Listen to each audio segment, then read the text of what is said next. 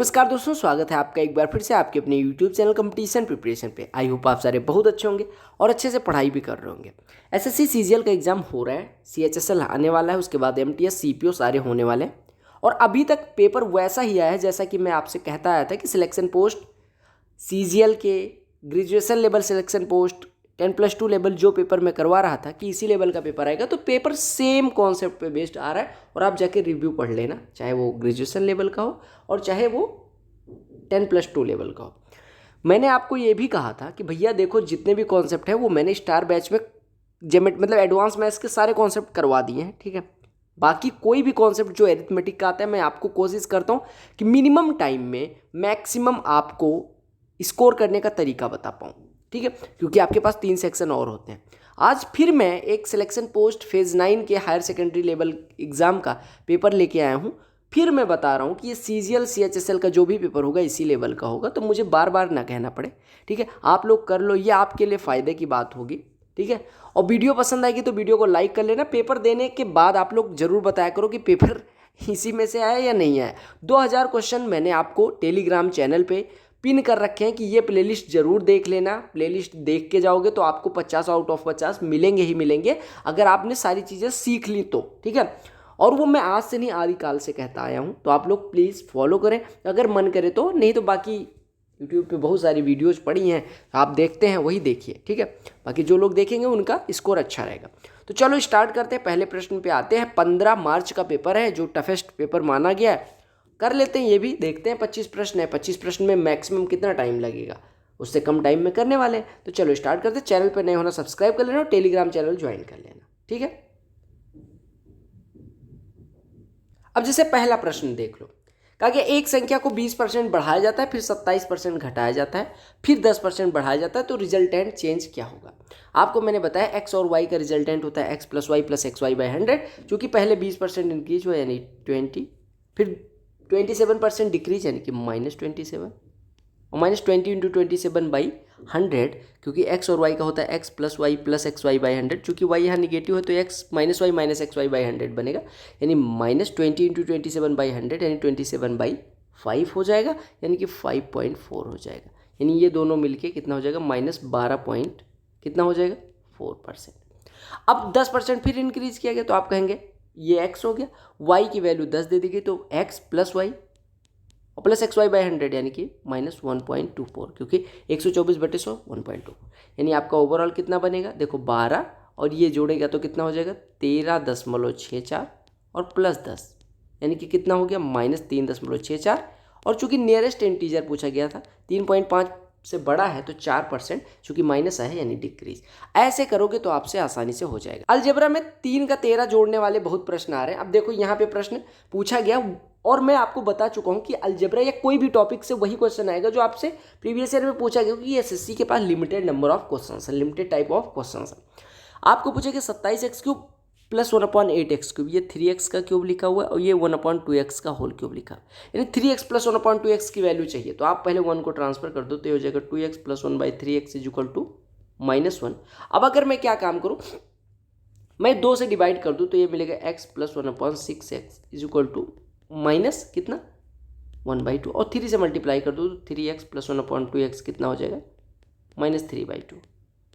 अब इसका अगर हम क्यूब कर दें तो आपको पता है क्यूब करने पे क्या मिलेगा, 3x का क्यूब यानी 27x³ प्लस 1/2x का क्यूब यानी 1/8x³ प्लस 3 ये भी यानी 3 इंटू 3 इंटू 1/2 यानी कि 9/2 इंटू a प्लस b यानी -3/2, और ये बराबर कितना हो जाएगा -3/2 का क्यूब यानी -27/8। इसको इधर ट्रांसफर कर देंगे यानी -27/8 और प्लस 27/4 बच जाएगा, 2 से ऊपर नीचे गुणा तो ये 54/8 लिखा है, या 27/8 यानी कि ओवरऑल बचेगा 27/8, यानी इसकी वैल्यू आ गई 27/8। अब इसका क्यूब रूट पूछा गया है यानी क्यूब रूट ऑफ 27, तो क्यूब रूट ऑफ 27 हो जाएगा 3, क्यूब रूट ऑफ 8 हो जाएगा 2, तो 3/2 उत्तर हो जाएगा। एक लाइन का प्रश्न। मैंने आपको बताया प्रश्न कोई भी ऐसा नहीं आएगा जो आपसे ना हो, नर्व्स कंट्रोल करके रखना है बस। कहा गया ए और बी 2 व्यक्ति हैं जिनकी इनकम का रेशियो जो दिया गया वो 2:3 है, यानी कि अगर ये 2 कमाता है तो ये 3 कमाता है। इनके खर्चे का जो अनुपात है वो 5:7 है। कहा गया अगर 7 गुना इनकम ऑफ ए, अगर इनकम 2x और 3x माने तो 7 गुना इनकम ऑफ ए यानी ए की इनकम का 7 गुना यानी 14x बराबर 6 टाइम्स है एक्सपेंडिचर ऑफ वाई। यानी कि सॉरी 6 टाइम्स है एक्सपेंडिचर ऑफ बी, तो एक्सपेंडिचर ऑफ बी कितना है 7y, यानी 6 टाइम्स है 7y का, यानी यहाँ से हमारा 7 दूनी 14, यानी 6y बराबर 2x, यानी y बराबर हो जाएगा 1/3x। अब y बराबर 1/3x हो गया तो 5y बराबर कितना हो जाएगा 5/3x, यानी इसका खर्चा 5/3x है और इसका 7y कितना है 7/3x। अब आपसे कहा गया सेविंग का रेशियो बताओ, तो आपको पता है सेविंग जो होती है, सेविंग बराबर होता है इनकम माइनस एक्सपेंडिचर, तो 2x में से 5/3x घटाओगे तो कितना हो जाएगा x/3, और 3x में से 7x/3 घटाओगे तो 2x/3, और इसका अनुपात पूछा गया तो 3 कट जाएगा, x कट जाएगा, यानी 1:2 हो जाएगा।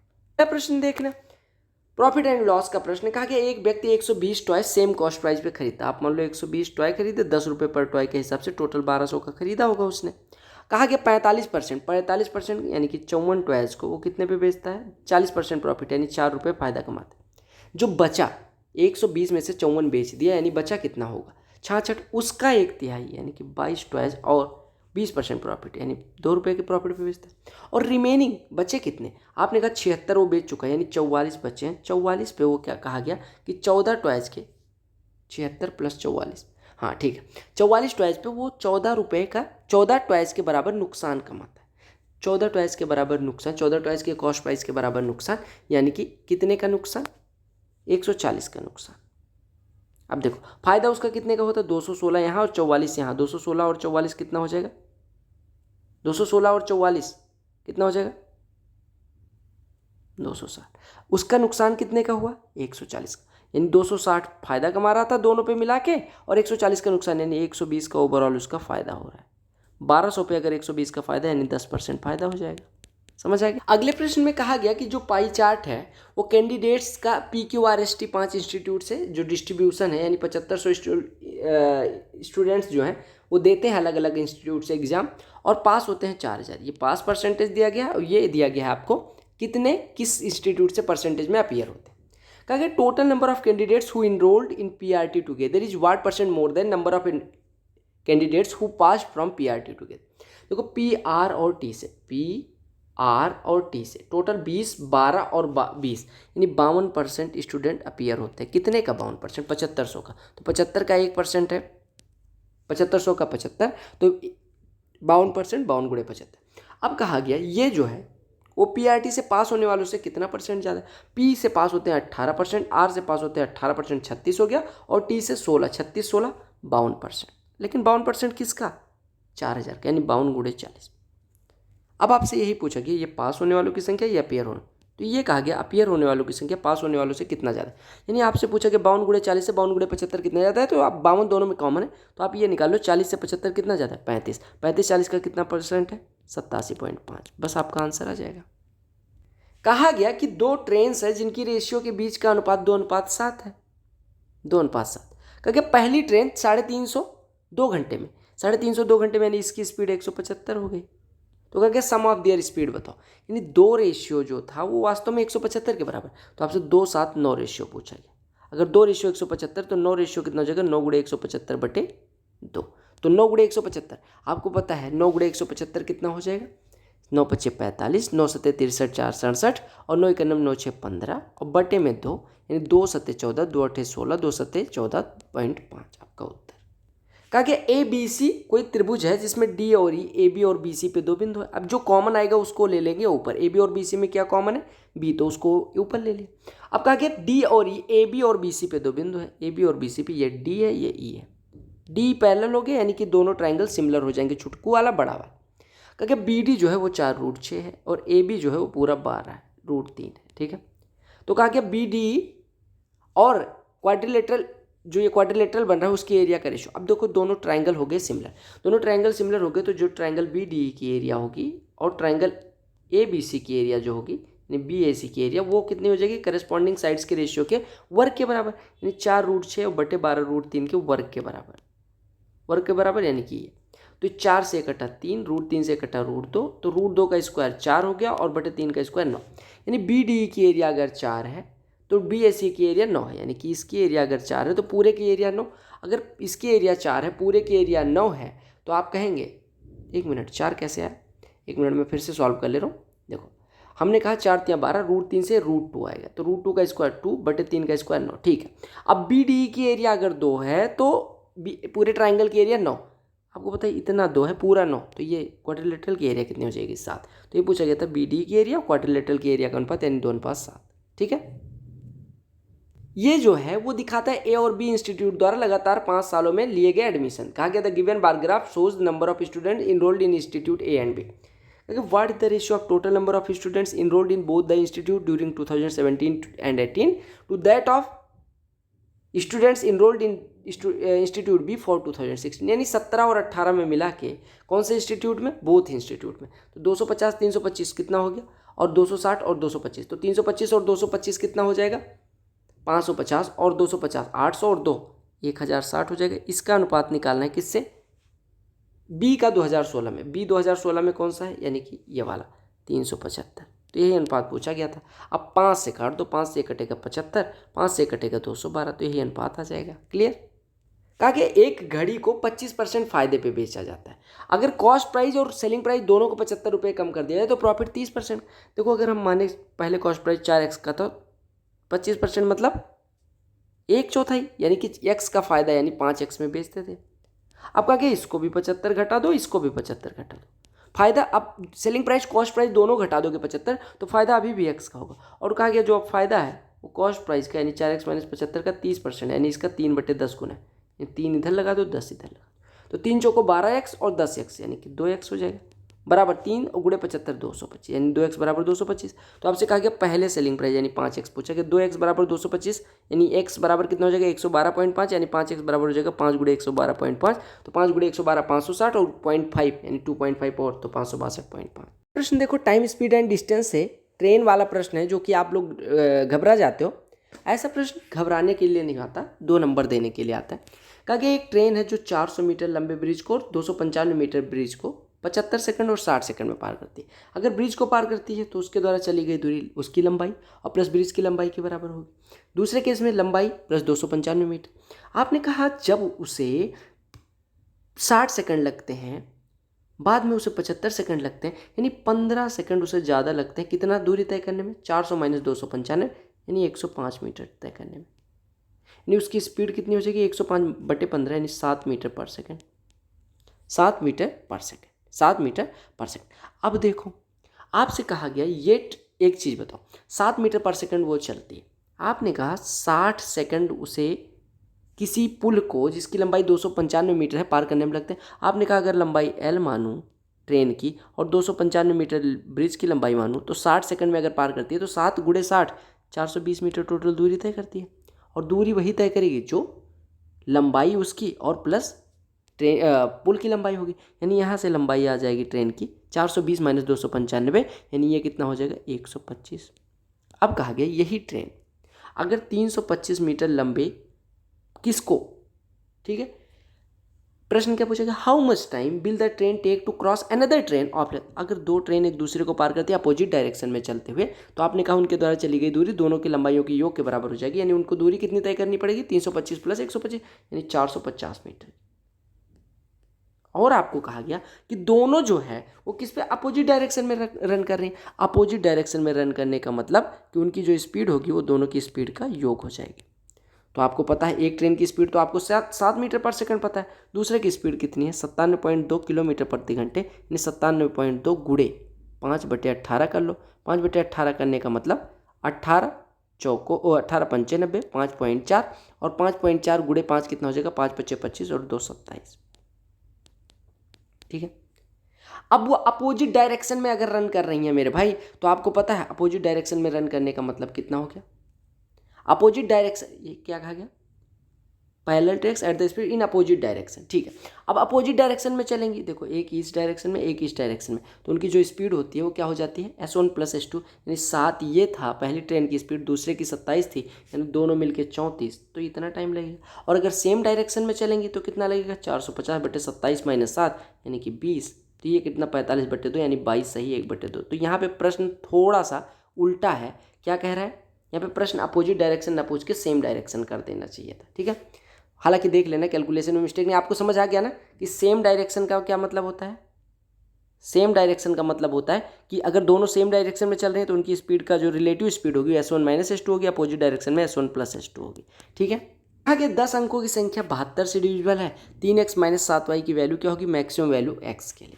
देखो आपको संख्या अगर 72 से डिविजिबल दी गई तो ये 8 से भी कटेगी, 9 से भी कटेगी। 8 से डिविजिबिलिटी का रूल है लास्ट 3 डिजिट से बनने वाली संख्या 8 से कटनी चाहिए। अगर हम x बराबर 0 रखें तो ये कटेगी 8 से? नहीं कटेगी। देखो 8 छक्के 48 और 2 28 नहीं कटेगी। x बराबर 1 रखें तो 518 नहीं कटेगी। x बराबर 2 रखें तो 8 छक्के 48 और 4 48 फिर बनेगा, यानी कि x बराबर 2 भी पॉसिबल है। x बराबर 3 रखेंगे तो 8 छक्के 48 नहीं कटेगा। x बराबर अगर 8 रखेंगे, x बराबर कितना रखें? 5 रखें तो 8 सत्ते 56, 8 छक्के 48 नहीं कटेगी। x बराबर 6 रखें, 8 सत्ते 56, हाँ x बराबर 6 अगर रखेंगे तो देखो x बराबर 6 रखेंगे, 8 सत्ते 56, 8 एकम 8, यानी x बराबर 6 रख सकते हैं। x बराबर 6 रख सकते हैं। x बराबर 6 रखने पे देखो ये कट जाएगी कि नहीं कट जाएगी? बिल्कुल कट जाएगी, यानी x की मैक्सिमम वैल्यू 6 पॉसिबल है। और आपसे कहा कि ये संख्या 9 से भी कट सकती है। 9 से कटनी है तो ये संख्या को हमारे सम ऑफ डिजिट्स जो होगा यानी 96530y 1568, ये 9 से कटना चाहिए। 9 से कटने के लिए सम ऑफ डिजिट देखो 8 1 9 कट गया, 6 5 11, 5 16, 6 22, 3 25, 9 तो कट ही गया। तो 25 में से 18 कट जाएगा, यानी बचेगा 7 प्लस वाई। 7 प्लस वाई 9 से कटना है। 7 प्लस वाई को अगर 9 से कटना है तो वाई बराबर 2 लेना पड़ेगा। अब वाई बराबर 2 हो गया। 3x माइनस 7y की वैल्यू पूछी गई है। x बराबर 6 है तो 3 छक्के 18 माइनस 14, यानी कि आपका उत्तर 4 हो। जब ऐसा प्रश्न आएगा तो समझ लेना कि आपका टाइम किल करने के लिए आया है, पहले गो में छोड़ देना। कहेगा x प्लस 10% ऑफ 300, 300 का 1% 3, तो x प्लस 10% 3x प्लस 30 हो जाएगा। ये कहा गया 57.5% ज़्यादा है 250 के x% से। 250 का 1% 2.5, तो x% 2.5x, और इससे 57% ज़्यादा है, 57.5% ज़्यादा है, यानी 2.5x का 157.5% है। 157.5/100 है। ठीक, अब यहाँ से x की वैल्यू आ जाएगी। अब कहा गया 15% ऑफ x, यानी कि 15x/100, ये कितना ज़्यादा है? 20% ऑफ x प्लस 13, यानी x प्लस 13/5 से कितना ज़्यादा है, ये पूछा गया कितने परसेंट ज़्यादा है। ठीक है, अब आपको परसेंट में निकालना है तो आप पहले इसको 20% निकालो, तो 20% कितना हो जाएगा? गुणे 20/100, इससे कितना ज़्यादा है। यानी आपसे पूछा गया कि 15x जो है वो 20x प्लस 260 से कितना ज़्यादा है। पहली चीज़ बताओ 15% x का कितना हो जाएगा? 15x/100।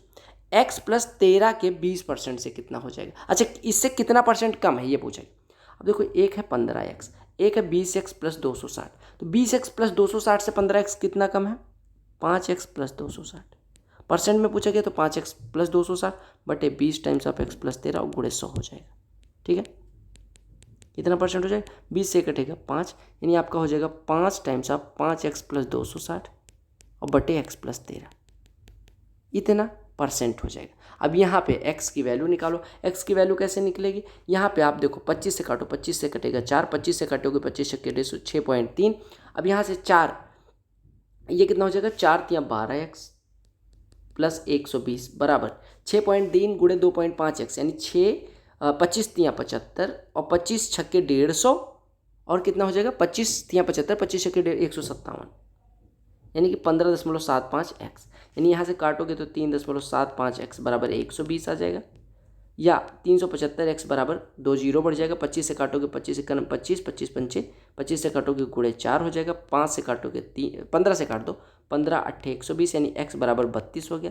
अब x बराबर 32, तो यहाँ पे वैल्यू रख लेना, आपका उत्तर आ जाएगा। तो x की वैल्यू रखोगे 32, तो ये कितना हो जाएगा? 5 टाइम्स ऑफ 32 पंचे 160 और प्लस 260 420 बटे 32 और 13 45, 5 से कटेगा 9, 3 से कटेगा 3, 3 से कटेगा 140, 140 बटे 3 कितना हो जाएगा? 3 चौको 12, 3 छक्के 18, 46 सही 2/3%। तो ऐसे आप कैलकुलेशन कर सकते हो। वही 72 से डिविजिबिलिटी, 72 से डिविजिबिलिटी में लार्जेस्ट वैल्यू ऑफ x और y रखनी। अब देखो 72 से डिविजिबिलिटी यानी 8 से 9 से, 8 से मतलब लास्ट 3 डिजिट कटनी चाहिए 8 से। अब अगर y बराबर 0 रखें तो क्या ये कट रहा है? नहीं। y बराबर 1 रखते हैं, y बराबर 0 रखेंगे तो कितना आएगा? ये 116, 106 कट रहा है? नहीं। अगर y बराबर 2 रखते हैं तो कट जाएगा। y बराबर 2 रखने पे कट जाएगा, हाँ। y बराबर 2 रखने पे ये देखो 8, नहीं, y बराबर 1 रखें तो ये 3, ठीक है। y बराबर 2 रखें तो 8 एकम 8, 8 एकम 8 नहीं कट रहा। y बराबर 3 रखें तो y बराबर 3 रखेंगे तो कितना हो जाएगा? 8 कम 8 8, हाँ y बराबर 3 पे कट जाएगा। और y बराबर अगर हम रखें 7 तो कितना हो जाएगा, हाँ y बराबर 7 पे भी कट जाएगा। देखो y बराबर 7 पे ये 8 से कट जाएगा। अब y की मैक्सिमम वैल्यू लेना है, कहा कि maximum value of x and y लेनी, तो y की मैक्सिमम वैल्यू 7 होगी। अब ये हमारी जो संख्या बची इसको 9 से काटना है। संख्या क्या बची, 4 9 x 2 9 y 6, y की वैल्यू 7 ले लो। अब देखो 9 तो कट रहा है, 7 दोनों कट रहा है, यानी 6 4 10 प्लस x 9 से कट जाए, यानी 10 में 9 तो कट रहा है, यानी 1 प्लस x 9 से कट जाए, यानी x की वैल्यू कितनी हो जाएगी 8। अब x की वैल्यू 8, y की वैल्यू 7, तो x प्लस 2y यानी 8 प्लस 2y यानी 14, 8 प्लस 14 22 हो जाएगा। एक लाइन का प्रश्न। कहा कि सिंपल इंटरेस्ट में कोई धन 3.5 साल में इतना, 6 साल में इतना हो जाता है, तो आपसे रेट ऑफ इंटरेस्ट 3.5 साल में इतना हुआ, 6 साल में इतना, यानी कि 2.5 साल में ब्याज कितना मिला, इसमें से इसको घटा लो। तो 52 में से 72 घटेगा, ये 80 आ जाएगा, ये 480 हो जाएगा, और ये कितना हो जाएगा 1480। 2.5 साल में 1480, यानी कि 1 साल में कितना हो जाएगा 1480 गुणे 2/5, 5 से काटोगे 5 दूनी 10, 5 9 296, यानी कि 296 गुणे 2 कितना हो जाएगा 2 6 12, 2 9 18 1 19, 2 दूनी 4 1 5, यानी 1 साल का 592। अब अगर 1 साल का 592 है तो 6 साल का कितना होगा 592 गुणे 6, यानी कि कितना हो जाएगा 6 दूनी 12, 6 9 54, 1 55 और 6 पंचे 30, 5 35, यानी 3552 रुपये ब्याज मिला है। ठीक है, 3552 रुपये ब्याज, 1 साल का है 592, 3552 ब्याज मिलने के बाद कोई धन हमारा हो जाता है 11,552, यानी धन कितना हो जाएगा 8,000। अब धन हो गया 8,000, यानी प्रिंसिपल हो गया 8,000, उस पर 1 साल में ब्याज मिलता है 592, तो रेट ऑफ इंटरेस्ट कितना हो जाएगा 592 बटे 8,000 गुणे 100, यानी 592 बटे 80, यानी 65.2 बटे 8, तो 8 7 56, 8 चौको 32, यानी 7.4%। X plus y plus z दिया गया, x y plus y z plus z x, इतनी इसकी वैल्यू दी गई, x cube plus y cube plus z cube की। अब देखो x cube plus y cube plus z cube होता है, यानी कि 34 बराबर हो जाएगा 3xyz plus x plus y plus z into x plus y plus z का whole square minus 3 times of x y plus y z plus z x. तो ये कितना हो जाएगा 16 माइनस 3 13, 13 चौको 52, 34 में से 52 घटेगा तो कितना आ जाएगा, 34 में से 52 घटेगा 18 माइनस का, अगर 3xyz माइनस का 18 तो 6yz माइनस का 36। एक लाइन का प्रश्न। ये प्रश्न देखो आपको पता है cos square theta minus sine square theta, वैसे वैल्यू पुट करके भी कर सकते हो, otherwise cos square theta minus sine square theta होता है 2 cos 2 थीटा, और cos 2 थीटा का फॉर्मूला होता है 2 cos स्क्वायर थीटा माइनस 1, तो उसको लिख सकते हैं 2 cos स्क्वायर थीटा माइनस 1, तो 2 cos square theta minus 3 cos theta, और माइनस 1 था और प्लस 2, यानी कि प्लस 1 इज इक्वल टू 0। इसके 2 फैक्टर होंगे, आप तोड़ लेना, ये हो जाएगा 2 cos थीटा माइनस 1 और इंटू कॉस थीटा माइनस 1, ठीक है, और ये बराबर 0। तो यहाँ से अगर थीटा को 0 के बराबर करोगे तो थीटा बराबर आ जाएगा 60 डिग्री, और यहाँ से करोगे तो थीटा बराबर 0, थीटा चूंकि 0 से 90 के बीच होना चाहिए ना, 0 होगा ना 90, तो ये वाला तो निगलेक्ट करना पड़ेगा। अब थीटा 60 हो गया तो 5 प्लस, इसमें थीटा की वैल्यू रख दो, यानी 1 + 5 इंटू कॉस 60, यानी 5 इंटू 1/2 यानी 5/2 प्लस tan 60 यानी √3/2, तो आपका कितना हो गया इधर, ये हो गया 7/2 और प्लस √3/2 यानी 7 + √3/2 आपका उत्तर हो जाएगा सीधे सीधे। इसमें कहा गया कि production of wheat rice and barley दिया गया है आपको, व्हीट है ब्लू वाला, राइस है आपका ऑरेंज वाला, और बार्ले है कौन सा वाला आपका ये मड कलर वाला।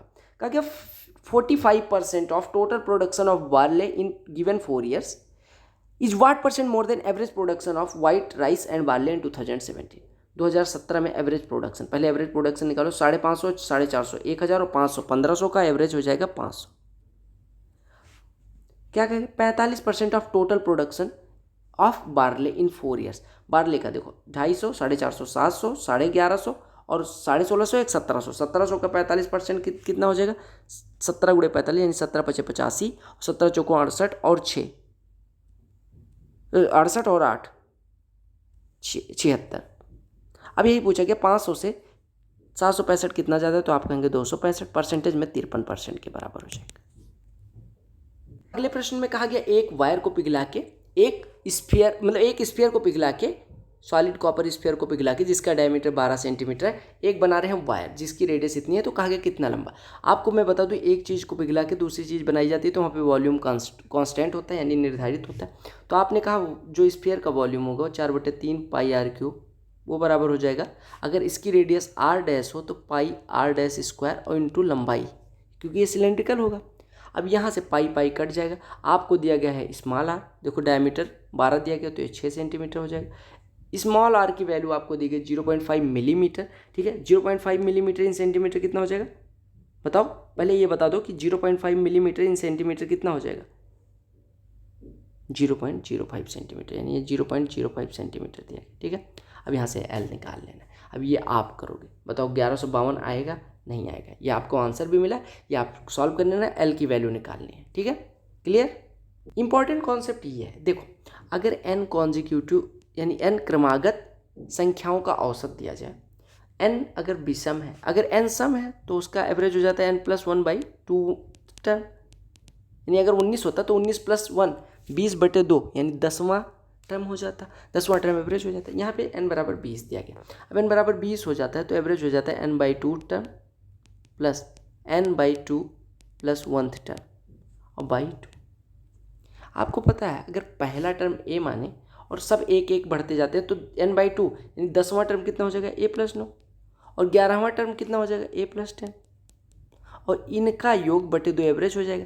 यानी अगर दोनों को जोड़ के 2 से डिवाइड करेंगे तो 2a + 19/2 यानी a + 9.5 एवरेज हो जाएगा। एवरेज कितना हो जाएगा a + 9.5, जो कि दिया कितना गया है 21.5, यानी a + 9.5 बराबर 21.5 यानी a बराबर 12। तो स्मॉलेस्ट इंटीजर यानी a पूछा गया था, उत्तर 12 हो गया। क्लियर। आगे त्रिभुज ABC में AB और AC को D और E तक बढ़ाया गया। ये मान लो A है, ये B है, ये C है, इसका बाइसेक्टर जो मिलता है इसको D तक बढ़ाया गया, इसको E तक। इसका दोनों का बाइसेक्टर एक्सटीरियर एंगल का कहाँ पे मिलता है, O पे। तो कहा क्या इस कोण की वैल्यू अगर 76 है तो A की वैल्यू बताओ। आपको पता है अगर इस कोण की वैल्यू एक्सटीरियर एंगल बाइसेक्टर जहाँ पे मिलते हैं उसकी वैल्यू होती है BOC की 90 - a/2। इन 90 - a/2 आपको दिया गया। 90 - a/2 कितना है 76, यानी यहाँ से a/2 कितना हो जाएगा 24, यानी कितना 14, यानी a बराबर कितना हो जाएगा 28। तो ये आप याद रखना एक्सटीरियर बाइसेक्टर BOC बराबर 90 - a/2। 18% लिस्ट प्राइस पे अगर ऑफ देता है तो 516 की बिकती है। ये लिस्ट प्राइस पे 18% ऑफ यानी 82/100 यानी 41/50 का बेचा, तो बिकी 516 रुपये 60 पैसे की। तो लिस्ट प्राइस यहाँ से निकल जाएगी, कितनी हो जाएगी 41 से काटोगे 41 × 41, ये बचेगा आपका 10 × 106, 41 × 2 = 82। ठीक है, ये बचेगा 246, 41 × 6 = 146, यानी यहाँ से लिस्ट प्राइस हो जाएगा 12.5 × 50 यानी 630। अब कहा कि 630 में बेचने पे 26% का प्रॉफिट, यानी CP पे 26% प्रॉफिट यानी 126/100 यानी 63/50 का बेचते हैं तो 630 मिलता है, यानी 1/50 का बेचेंगे 10, यानी कि CP कितना हो जाएगा 50 × 10 500। नॉर्मल सा प्रश्न, एक लाइन का। ठीक है, कहा कि दो संख्याएं 7:11 के अनुपात में उनकी स्क्वायर्स का सम। देखो अगर संख्या 7x और 11x है तो उनकी स्क्वायर्स का सम 49x² और 121x² यानी कि कितना हो जाएगा 170x²। और ये बराबर है 1377 यानी यहाँ से कटाइए 17 से काटेंगे 17 8 136 17 91 यानी x² बराबर 81 यानी x बराबर 9। तो कहा कि डिफरेंस बताओ 7 और 11 का डिफरेंस 4, 1:9 है तो 4:36, एक लाइन का प्रश्न। क्लियर। कहा गया कि 37 संख्याओं का एवरेज 80 है, पहली 19 का एवरेज 75 यानी कि 5 कम है 19 का एवरेज, और लास्ट का 19 का एवरेज 84 यानी लास्ट के 19 का एवरेज 4 ज़्यादा है। अब आपसे कहा गया 19 संख्याएं लोगे तो टोटल 38 संख्याएं हो जाएंगी और संख्या है 37 यानी 19वीं संख्या 2 बार आ जाएगी। अब 19वीं संख्या देखो 19 पहली 19 5 कम थी, लास्ट की 19 4 ज़्यादा, यानी अभी भी डिफरेंस 19 का आ रहा है। यानी ये जो डिफरेंस आ रहा है 19 का, ये जो कमी आ रही है 19 की, वो एवरेज में 19 की कमी कौन कर रही है 19वीं संख्या 2 बार आके। यानी 19वीं संख्या आपको सीधे पता होना चाहिए कि 19वीं संख्या भाई साहब आपकी कितनी कम है। देखो 19वीं संख्या एवरेज से 19 कम है, तभी तो 19 का निगेटिव आ रहा है। यानी 19वीं संख्या कितनी हो जाएगी 80 - 19, 80 - 19, यानी 80 - 19 कितना हो जाएगा भैया 80 - 19 कितना हो जाएगा, या छोड़ो अब देखो क्या 19 की कमी करती है 19वीं संख्या, यानी 19वीं संख्या एवरेज से 19 कम है। अब क्या अगर उसे निकाल दिया जाए तो एवरेज कितना, आपने कहा 19 निकल गया, 19 जो निकलेगा वो कितने पे इफेक्ट डालेगा, आपने कहा 37 संख्याएं थी, एक संख्या निकल गई यानी अभी बची 36, तो ये 19 की जो कमी थी वो अब दूर हो जाएगी। क्योंकि देखो अगर एवरेज को 80 मेंटेन करना था और 19वीं संख्या को 2 बार, 19वीं संख्या एक बार आती तो 19 निगेटिव लेके आती, यानी एवरेज में 19 की कमी। लेकिन ये जो हमारी 37 संख्याएं थी ये एवरेज 80 मेंटेन कर रही थी, यानी इनके पास 19 ज़्यादा था। तो जब ये 19 निगेटिव वाला चला जाएगा तो ये 19 पॉजिटिव वाला बचेगा, तो और ये 19 जो पॉजिटिव वाला होगा ये 36 संख्याओं पे डिवाइड होगा, तो 36 का लगभग आधा है, यानी एवरेज आधा से बढ़ जाएगा, यानी 80 से बढ़ के 80.5 हो जाएगा। कहा गया A और B मिलके कोई काम 15 दिन में कर सकते हैं। ठीक है, A B C मिलके 10 दिन में, ये टोटल काम अगर 30 यूनिट होता तो ये दोनों मिलकर 2 यूनिट करते हैं, ये तीनों मिलकर 3 यूनिट, यानी सी कितना करता है, दोनों मिलकर 2 प्लस सी बराबर 3, यानी सी 1 हो जाएगा। सी करता है 1 यूनिट, 30 यूनिट करने में 30 दिन लगेंगे। ठीक है, एक कोई कार्य 40 दिन में कर सकता है। ठीक है, मान लो एक दिन में 5 काम करता है तो टोटल 200 यूनिट रहा होगा। अब कहा कि बी जो है वो 60% ज़्यादा, यानी 5 से 60% ज़्यादा, यानी 3 ज़्यादा, यानी बी करता है 8 काम एक दिन में, तो 200 करने के लिए 25 दिन की आवश्यकता होगी। अब कहा कि दोनों ने एक साथ 10 दिन तक काम कर दिया, दोनों एक साथ काम करेंगे तो 5 8 13 यूनिट होगा, 10 दिन में 130 यूनिट हो जाएगा, यानी बचेगा 70 यूनिट। और जो 70 यूनिट है वो सी कितने दिन में कर देता है, 10 सही 1/2 दिन में, 10 सही 1/2 दिन में, यानी 21/2 दिन में सी कर देता है। यानी सी का एक दिन का 70/21/2, 7 से काटोगे 10, 7 से काटोगे 3, यानी कि 20/3 यूनिट एक दिन में करता है सी। अब आपसे कहा गया कि अगर बी और सी दोनों एक साथ काम करने, बी करता है 8, सी करता है 20/3, दोनों मिलकर कितना करेंगे, 8 प्लस 20/3, यानी कि 44/3 यूनिट करेंगे। और करवाना कितना है, 200 का 44%, यानी 88 करवाना है। तो टाइम कितना लगेगा, टोटल वर्क बटे एक दिन में किया गया कार्य, 44 से कटेगा 2, 2 3 6 दिन। तो आई होप आपको क्वेश्चन समझ में आ गए होंगे सारे। ठीक है, बाकी स्टार बैच अगर आपको कोई दिक्कत है तो स्टार बैच की ज्योमेट्री मेंसुरेशन यानी एडवांस मैथ्स की प्लेलिस्ट आपको पूरी मिल जाएगी, 50 के अराउंड वीडियो जो होंगी, तो वो जाके देख लेना। बाकी एरिथमेटिक भी बहुत जल्द ख़त्म कर दी जाएगी।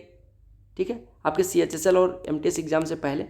बाकी ऑल द वेरी बेस्ट। अगर आपको वीडियो पसंद आती है वीडियो को लाइक करें, टेलीग्राम चैनल जरूर ज्वाइन कर लें, और चैनल को जैसे सपोर्ट करते हैं वैसे सपोर्ट करते रहें।